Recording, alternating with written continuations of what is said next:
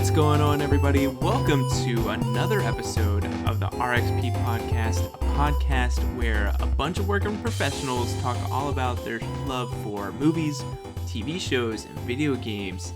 Today is peer review for part 2 of Stranger Things Season 4. A lot of numbers in there, but it's finally here. We had to wait an additional month for part 2, which are basically just 2 episodes. The first episode was like an hour and a half. Second episode was 2 hours and a half. It was basically like a movie.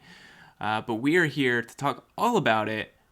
Of course, my name is Matt, but I'm also joined once more by my friend Yasser. I'm back. And they're back because it felt like an eternity to get there. And honestly, I hated that there were only 2 episodes because I was like, what a tease. Because now we're going to have to wait who knows how long for, I guess, the final season.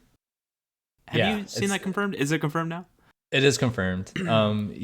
There was talk about it going to be like, they just talked about the fact that there's going to be a final season and they're trying to kind of wrap it all up in one last go around.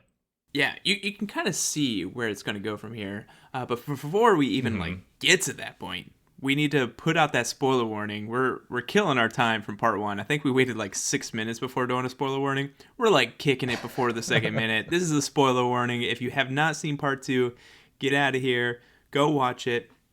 Come back, and it's really good. Anyway, now that they're gone, let's talk about it. Let's just take a deep dive.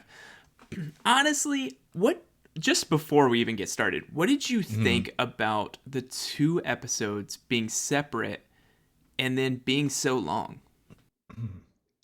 I thought it was a lot. So we're talking 4 hours split between 2 episodes. Yeah. And I thought it made the pacing really difficult. Yeah. You know, like there was a lot to go through, and obviously, they had to set it up as much as they could with that first episode. But there was just so much going on in both of the episodes that it was just hard to really get a good pace for 4 hours of content. Yeah. You know, like there's a lot of downtime and there's a lot of action and then a lot of downtime. It was kind of all over the place, in my opinion. What were your thoughts? Yeah, I think that the pacing really wasn't the best. Maybe not as much for episode 8. It was fine. Like, it was just a little bit over an hour, really.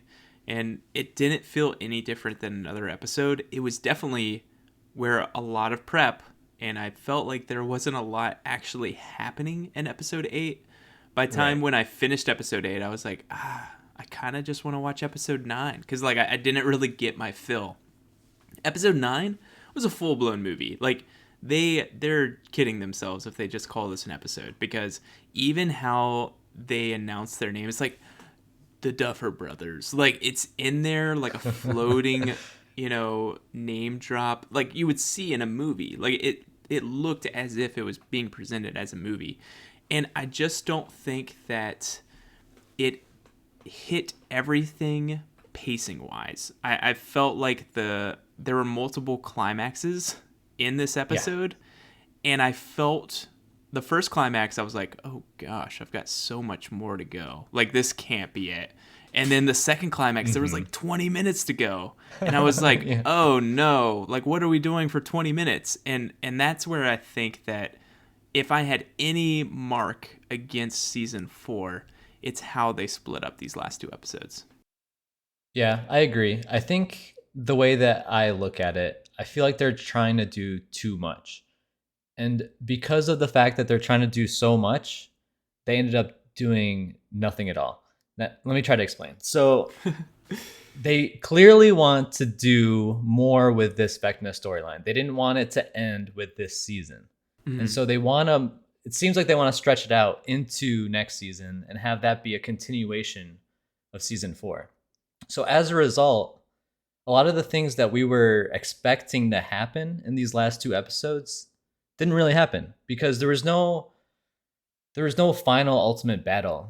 It was more just, okay, this was half the battle. We didn't win. Now we have to wait till next season for them to kind of finish the fight. A la Halo 3.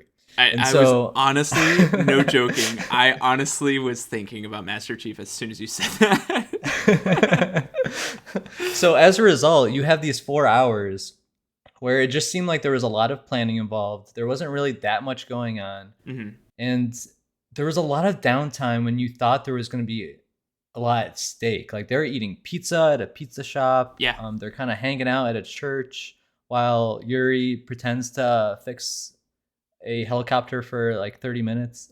It's like Hmm. there was a lot of downtime when we were expecting to have a lot going on throughout those 4 hours. Hmm. And then the way that it ended, you're right. Like we thought that we had one climax, and then we had another half an hour of okay, well, here's what happened afterwards and how we're gonna bridge into next season. I just thought it was messy all around. And Yeah. to me, I felt like part two was like, okay, part one, there was this beautiful gymnastic move that is occurring, and we're all loving every second of it. And then part two just felt like a faceplant, in my opinion. Like I loved it, I still enjoyed it, but Hmm. it kind of took away from the season as a whole because it kind of left us hanging in a way that I didn't think was gonna happen. Yeah. I don't want this to come across as too negative because I think ultimately this still was a fantastic season. But I It really think you're was. right. Like I think that there was a lot of fat here. The first part, Hmm. they trimmed that fat. It was every single second, every single dialogue, everything was put there for a purpose to, Hmm. bring along the story. And there was a lot of fat in this last, especially the last episode, but even, episode 8 too. Episode 8 kind of seemed like a filler episode in a lot of ways in my mind. It really was. Um, Yeah. I did think though there was good in it. If they were able to trim that fat and work on the pacing, I thought they really had it there. Some really emotional moments for me. My most emotional moment was knowing maybe 30 minutes in, maybe 40 minutes into episode 9 that Eddie was going to die. As soon as he Oh man. said, "Hey man, we're not heroes." Like I was like, "Dang it. Yeah. Eddie, you're dying. You're dying today. Like this is it." And one, just the music, the licensed music in episode 8 and episode 9, fantastic. Just like icing on the cake this entire season. Agreed. But him just going, was it AC/DC or Metallica or something? Whatever the music that he was playing on the guitar, fantastic. I loved every single moment of that. And then his whole storyline of being the hero and dying a hero and not running away. Honestly, they did so much with him in one season that honestly he's one of my favorite characters in all of Stranger Things. Like I just really enjoyed Eddie as a character. A ton of character development, and I was really sad to Hmm. see him go. Yeah, I totally agree with you. I thought that scene was insane where they're having a rock concert in the Upside Down. That was a lot of fun to watch. Yeah. And I agree with you. I thought Eddie's character was really good, and to me, I thought it was disappointing that he's the one character that ended up dying. Like out of Hmm. all the characters, we get this awesome new character, and he's gone in one season. A la what was Joyce's boyfriend in season two? Oh my gosh, Bob. Bob. Yeah, a la Bob. Yeah. And it was just really disappointing because he really was a great character. And I mean, we didn't even draft him. We were I 0 know. for 6. We suck at picking drafts. We were going for the neck. We also at the time of recording we didn't know if this was the last season or not. Right. Exactly.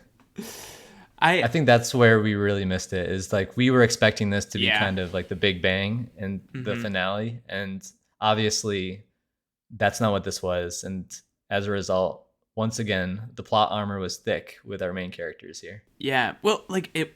So like there were, I guess, a few notable deaths, like Dr. Branner. Was it Branner or Brannon? I can't Brenner. remember. Brenner. So neither. Perfect. It's Dr. Brenner. He died.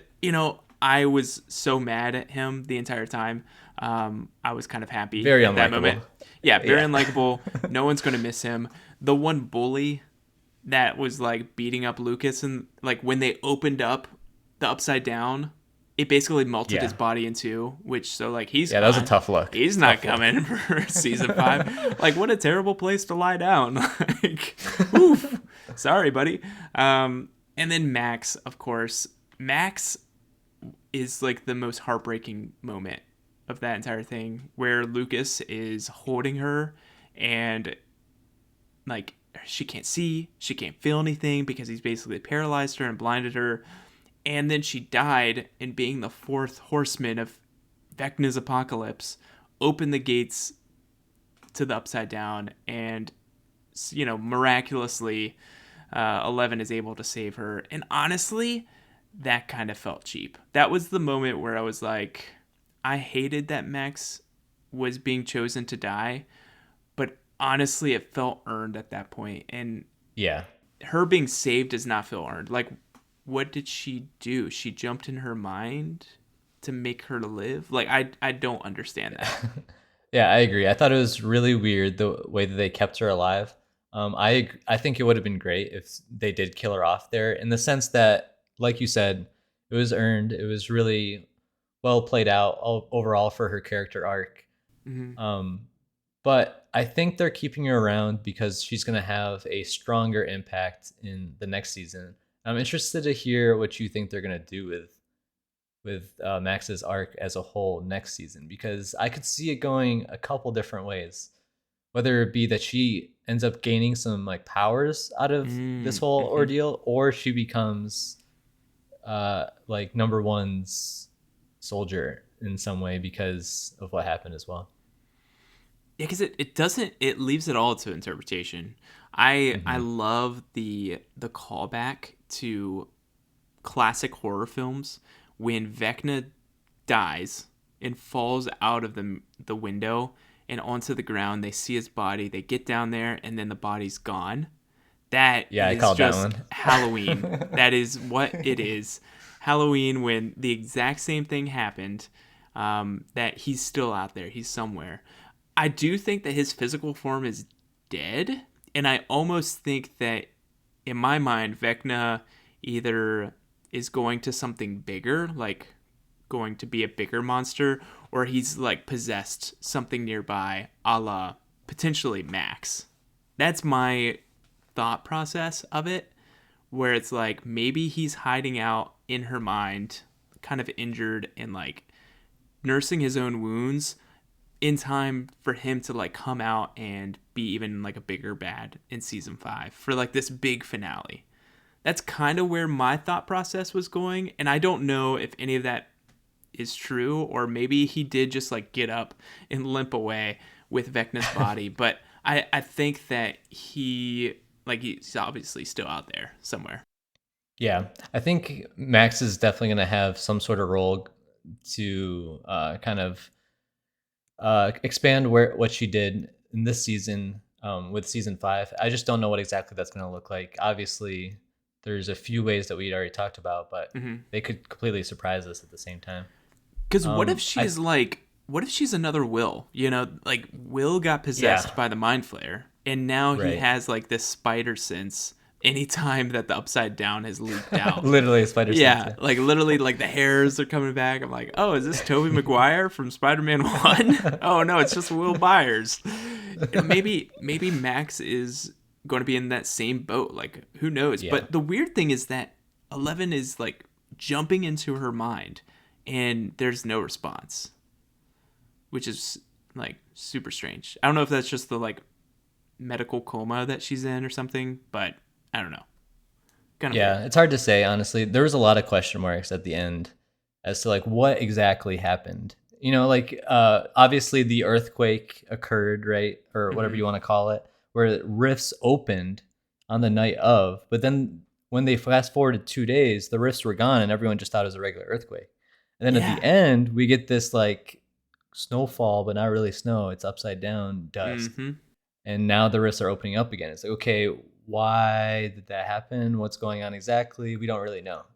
Very confusing, and I'm sure there's gonna be a lot to explain in the next season. But they left us with a lot of questions, to say the least.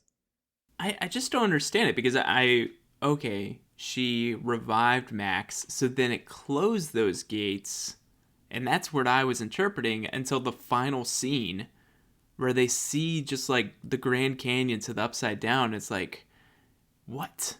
What Yeah. was the point of saving Max at this point? Because I almost would be okay with Max being saved if it like prevented the apocalypse, but like the apocalypse is here. So you might as well have gotten like the emotional damage from losing one of the main characters. Yeah. Because I just feel like there's so much plot armor that's happening. It's going to make things seem not as severe because you're going to think, oh well, they're not going to kill off one of the main characters. 11 can just revive them. It's fine. Exactly, exactly.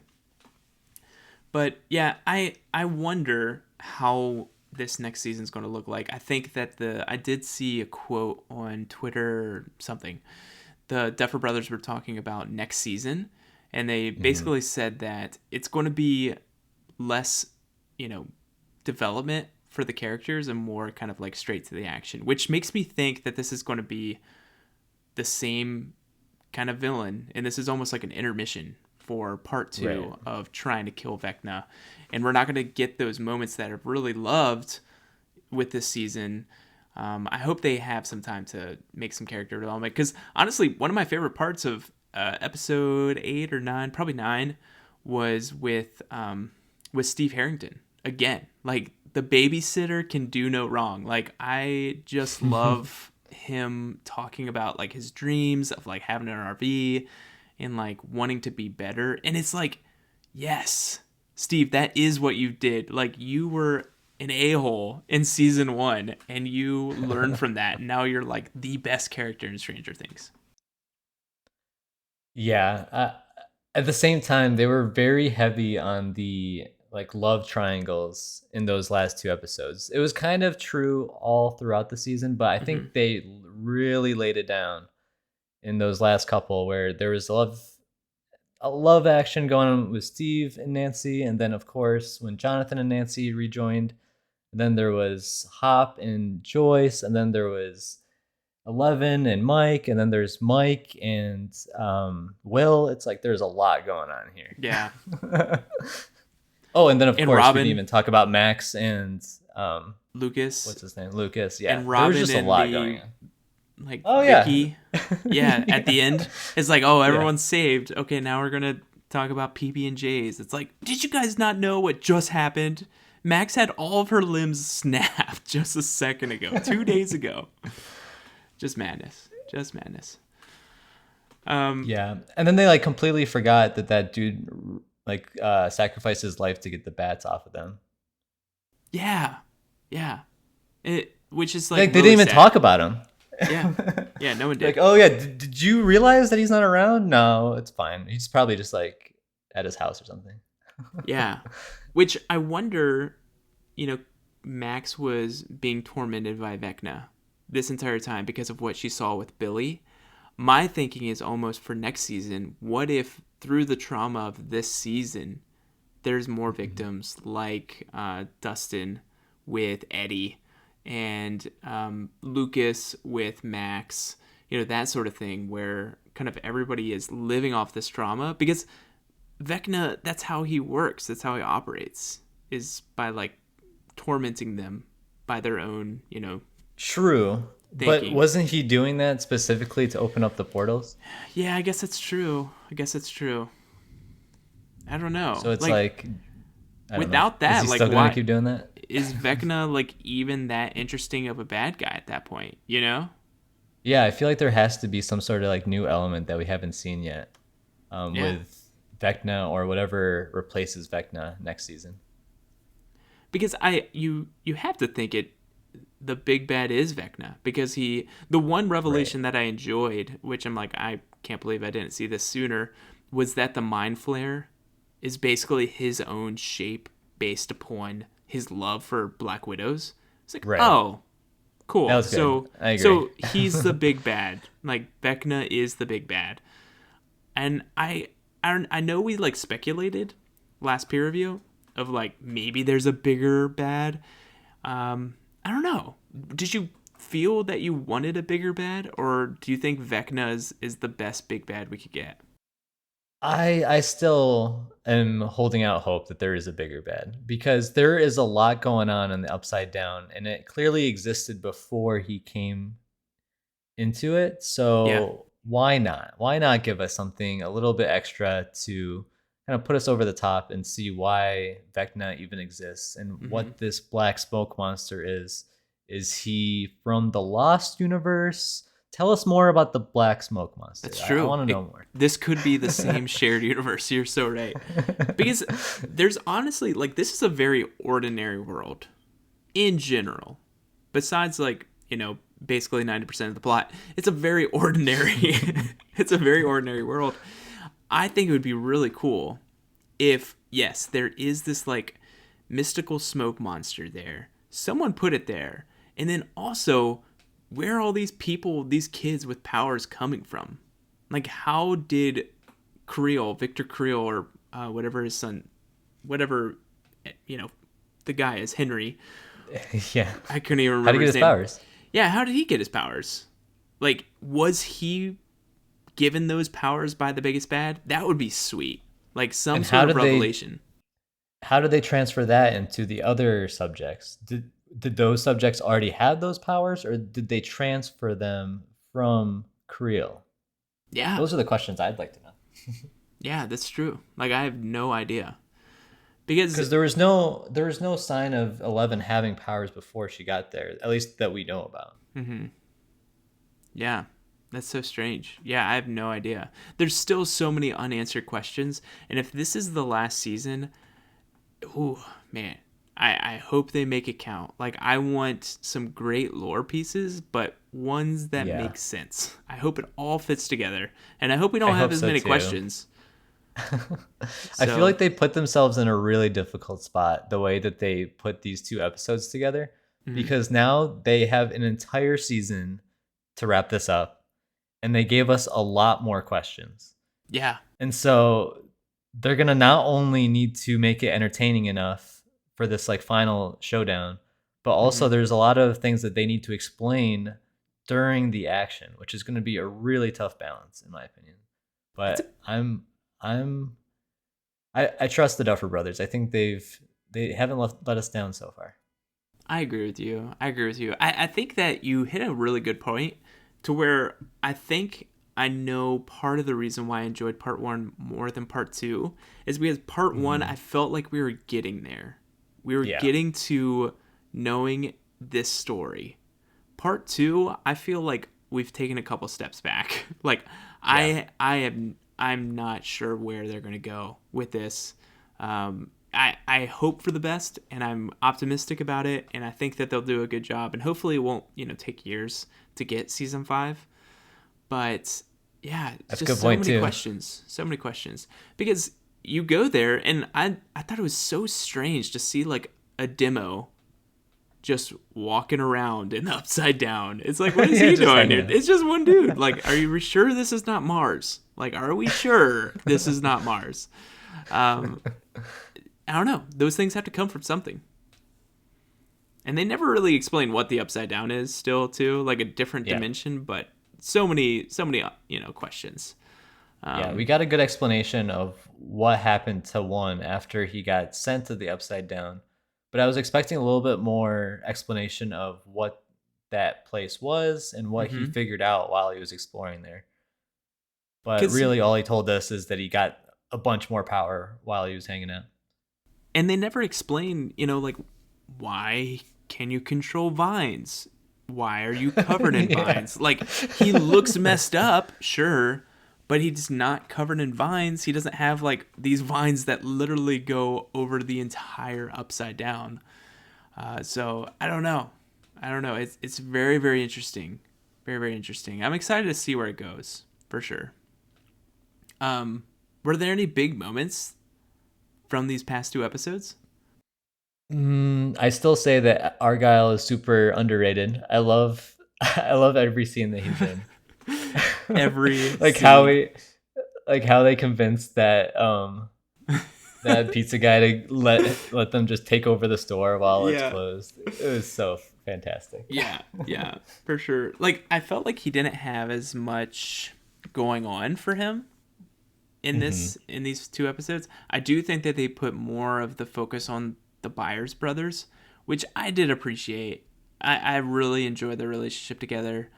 I still don't know what Will what's going on with Will. Like they never just explicitly said. Yeah, it is weird. It's weird how they kind of keep us in the dark, but they're telling us that something's up, but they're not telling Yeah. us what's up.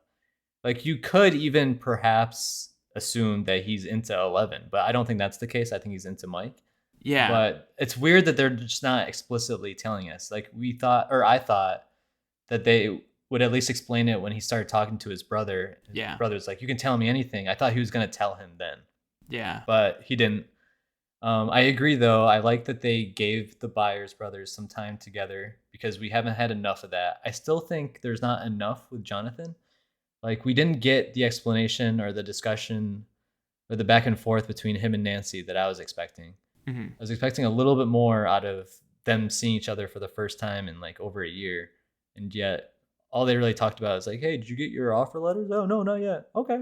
And that was pretty much it. The letter that he knows that he's not getting. It's like Yeah.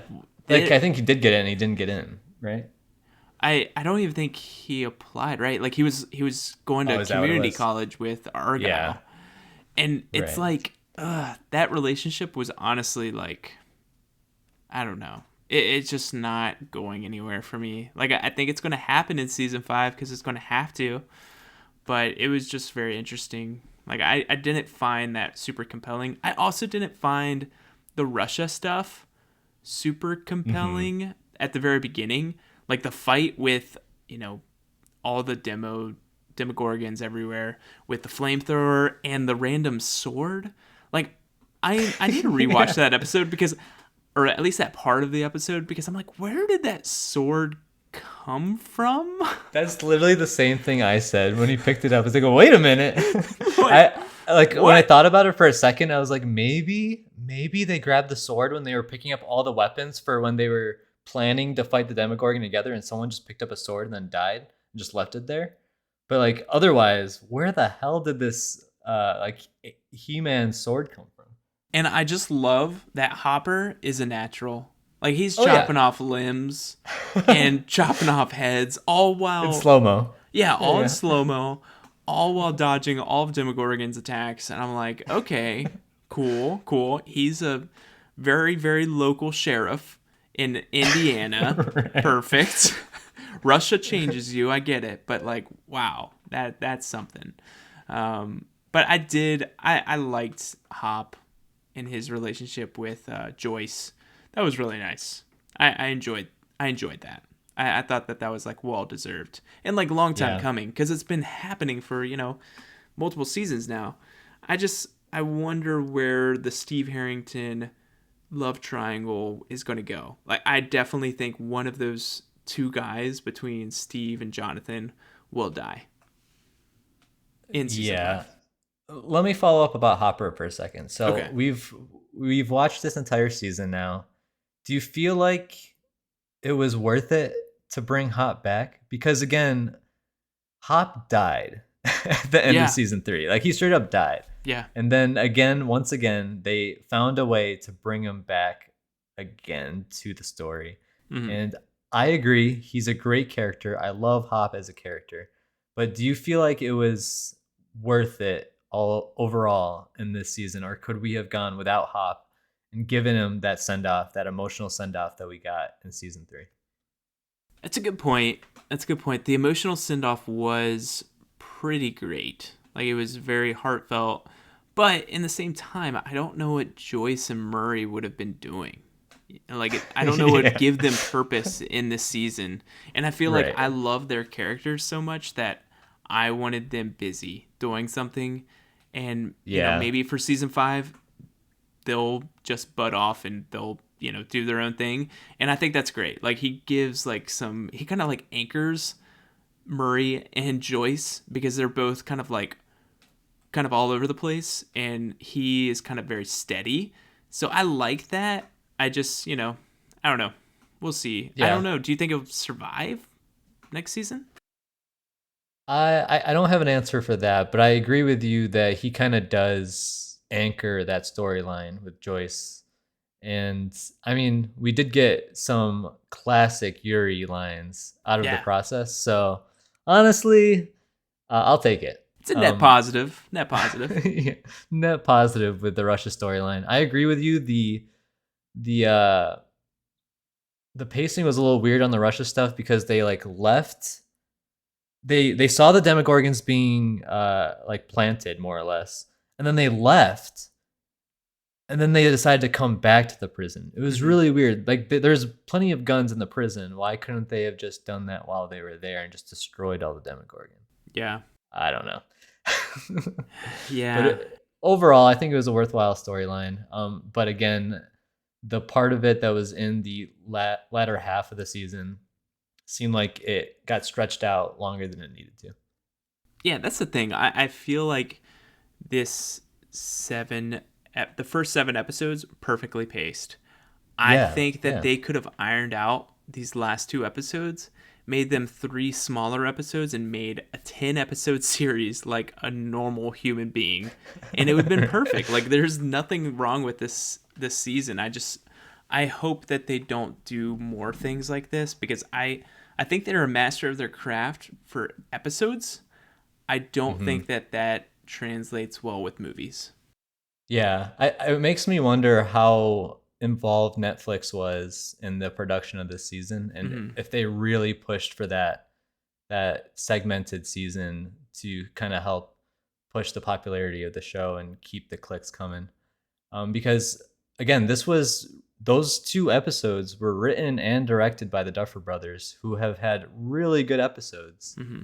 in the past in all the previous seasons, and so it was really odd to see that we have these really chunky 2 episodes that were oddly paced, and there was just a lot of big action set pieces with like epic music in the background. It's like it didn't really fit the vibe that we'd been getting for the last like 4.5 seasons or 3.5 seasons. Hmm. So it'll be interesting to see what they do with the last season, and if they decide to break it up like that, and if they're gonna have just the regular 1 hour episodes, or if they're gonna have more of these those big 2.5 hour chunky episodes. Yeah, I wonder if they're just like seeing the success of kind of looking at a Netflix show. They might have a few weeks of being the top of everyone's watch list and doing all these things.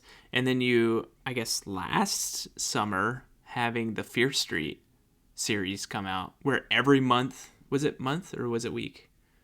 I don't Can't know. remember. I thought it was like every week or 2 weeks, something Maybe like it's every that. week or 2 weeks, but like having that just like I don't know, like just like small little doses here and there Yeah, to just yeah, completely extend the lifespan of Fear Street, that would not have done well and would have, dissipated. No one would really even pay attention to it if it was 6 episodes.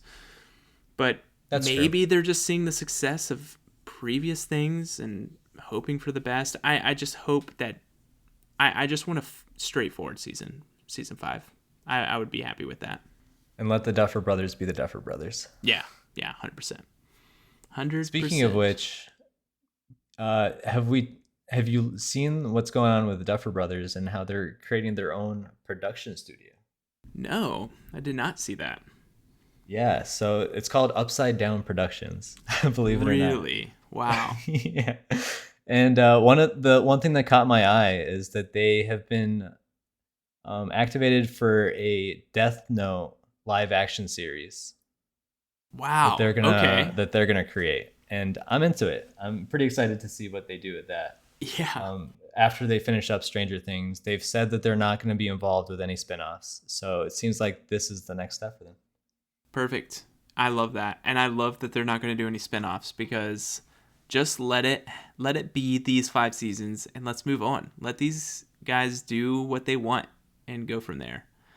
That's awesome. Totally agree. Death Note is perfectly their vibe. I feel like that Yeah. that sounds perfect for them. Oh my gosh. Yeah, I'm really interested to see how they do that in a live action series and what changes they make if they make it more of like a US based show versus how it is in the anime series. But I trust them to do a good job on that. 100%. All right, Yasser.